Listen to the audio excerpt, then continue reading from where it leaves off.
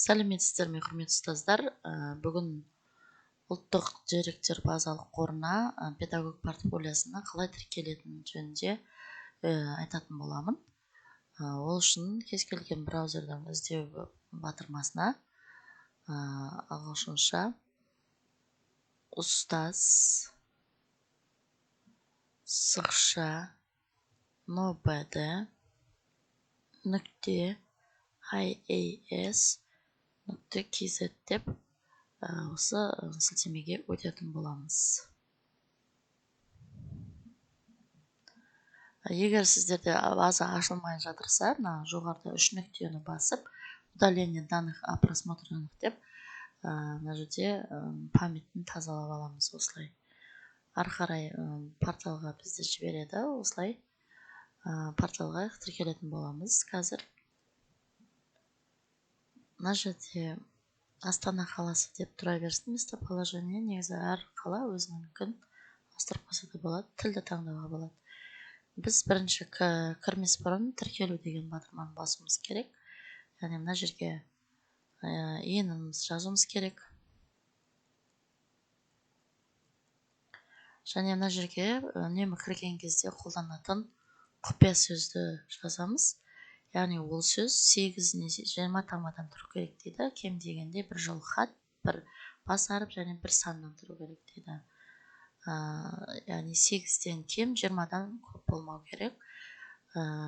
Цифра және үлкен әріп, кіші әріптерден тұру керек. Ұмытпайтын пароль жасап қоюларыңызды сұранамын.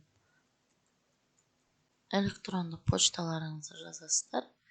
Рөл дегенге білім беру ұйымы қызметкері дегенді белгілейміз. Және мен құпиялық саясатымен келісемінге галочка ұрамызда қол қою және жіберу деген батырманы басамыз. Бұл жерде бізде ECK кілтке жібереді бізді. ECK кілтіңіз қай жерде сақталынған, сол жерден тауып аласыздар дағыны. Ауыз батырмасымен кіріп, кілттің паролін жазасыздар.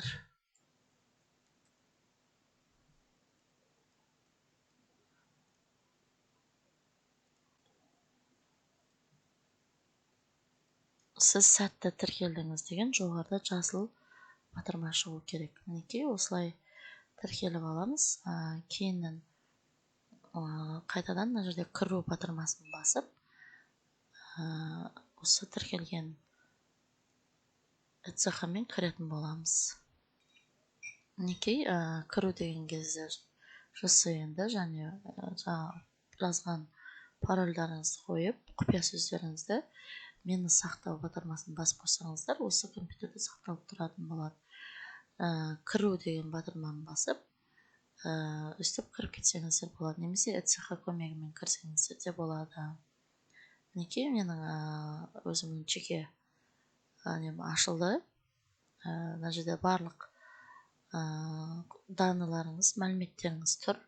Тексеріп алсаңыздар болады. Егерде бұл жерде бір базадан алынған қателіктер болса, оны мына жерде ең астыңғы жағында электронды почтаға support нижний пробел nobd.iasc.kz-ге кіріп жазсаңыздар болады. Мұғалімдерге марапаттар бөлімі бойынша осы бөлікті қалай толтыратын жөнінде келесі видеода айтатын боламын. Осылай тіркеліп алуларыңызға болады. Сіздерге сәттілік тілеймін. Келесі кездескенше сау болыңыздар.